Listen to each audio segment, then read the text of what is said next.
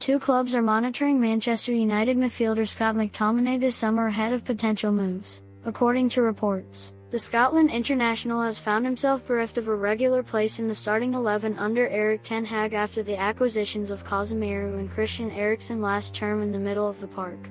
With the Dutch manager's continued shake-up at Old Trafford, and a reported desire for improved game time, this summer could therefore prove to be his time to leave the club, with both Roma and Brighton thought to be keen on his services.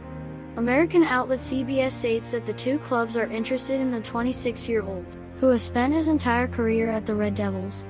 A move to Roma could see the Scot reunited with former United boss Jose Mourinho, under whom he made his Premier League debut in 2016-17, while a switch to Brighton could have a positive knock-on effect for rivals Chelsea. The Blues have been pursuing a deal for Ecuadorian midfielder Moises Caicedo for some time, and by bringing in McTominay, Roberto De Zerbi's side may therefore be more willing to part with their star with cover secured. United had also been linked with a move for Caicedo.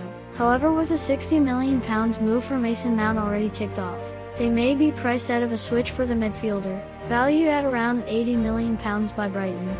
With the club hampered by financial fair play restrictions, they may not be able to sign a direct replacement for McTominay and choose to hold on to the player for at least another year. At the same time, the lure of some much-needed income could prove too much to turn down, should Ten Hag perhaps identify a player in another position that he is keen to bring in. The Scots' contract at Old Trafford is not up until the summer of 2025, and Ten Hag and co retain the option of extending that by a further year, and as a result they will feel in no rush to sell.